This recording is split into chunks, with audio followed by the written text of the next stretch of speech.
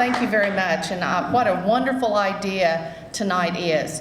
Not just that you have really, I think, ramped up the governor's ball. Governor Gress, where are you? I lost you. There you are. Congratulations on whoever came up with this idea, but the opportunity of inviting those who have announced that they want to run for governor to be here and join in the governor's ball with you, I think that was a great idea.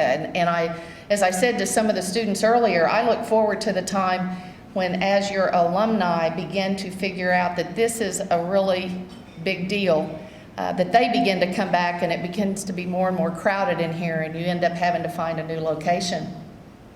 Professor Gaddy, I don't think you're aware of this, but I may have mentioned it earlier. This building used to house some state offices, and this floor on the other side of this first row of columns used to be where the Pardon and Parole Board was situated, and my office used to be right around this curved wall right here, and so it's really comfortable to be back here, and I promise you the building looks a whole lot nicer now than it did back then. Things are tough in Oklahoma. The chairman of the House Appropriations Committee is here, and we've been in discussions with different legislative leaders and different state agency heads over the last week, and understand that there are difficult times that are coming ahead for the members of the Oklahoma Legislature and the governor as they start dealing with budget issues before we ever come back into session. And one of the issues that is going to continue to be important, and we talked about this when we visited with you all last spring during your OIL session, is that we must make certain that whatever cuts are required to be taken, that we do all we can to make sure that you, the students of Oklahoma, and that you, the students who choose to come to school in Oklahoma, continue to have the opportunity to attend college where you wish. That means that we must look closely at our state appropriations, because the worst thing we can do is to cut those appropriations in such a way that it requires colleges and universities to raise their tuition and fees to an extent that it puts it out of reach for some of you that may be in this room. Because try as we might, even as the economy is tough, it makes it harder as well for many of the businesses in Oklahoma who have supported scholarship programs. Their dollars are getting a little shorter as well. So we have to be responsible, because it is important to Oklahoma's future that you have an education, because most of the people who will attend college in Oklahoma will choose to live and work in Oklahoma. You see, you are among the brightest minds that we have. It is important. I listened to you every year when I was in the state legislature. I would come in, and when you were having your debates, I could turn on the intercom system in my office and I could hear your debates. Sometimes I would go sit in the gallery. Sometimes I would just hide in the back because I wanted to see who was talking. At least this was for the members that were in the House. And it was fun. I enjoyed listening to your perspective on issues that were important. And many times it was your debate and your points that I recalled as those issues came up for a vote when the Oklahoma legislature was meeting. So you make us think. And that's one of the reasons that I think OIL is so critically important.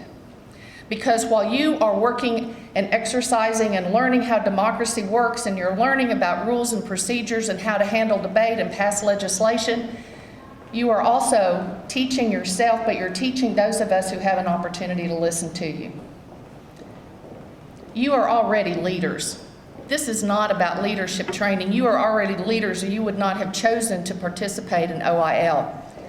And yet there are members of OIL who are among your alums who have been legislative leaders of the past, legislative leaders of today. A member of my staff who's with us is actually a former governor of OIL, and that's Michelle Tilley Johnson, and I'm delighted that she's here with me. So we've had a lot of opportunity from talking with, well, I can tell you that when I was in the legislature, you could almost pick out of each freshman class which members had already participated in OIL, because they were more confident in their debate.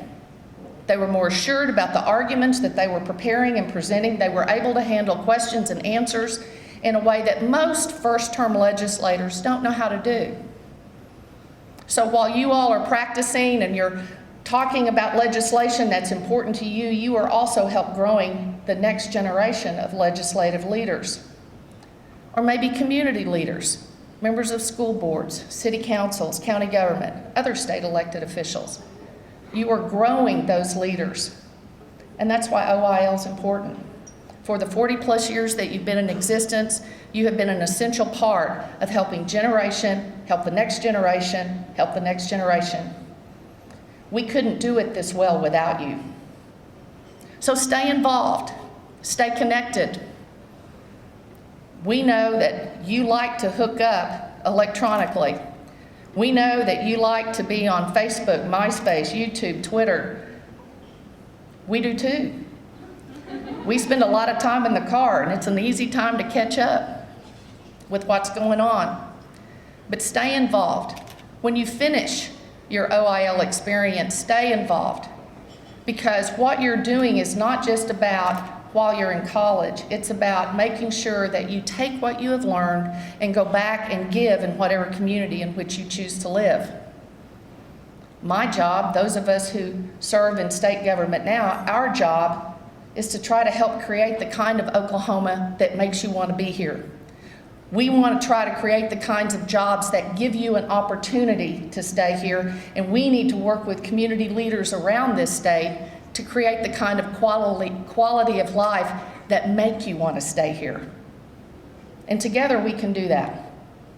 Listening to your ideas, listening to your visions for the future, give me great hope of what Oklahoma's next 100 years are going to be like. You are going to set the world on fire, and you're going to start it here in Oklahoma. Congratulations, Governor, to the successful term you're having. Mr. Speaker, we appreciate all of you who have given your time to OIL, and we look forward to seeing what you have to offer us in the future. Congratulations.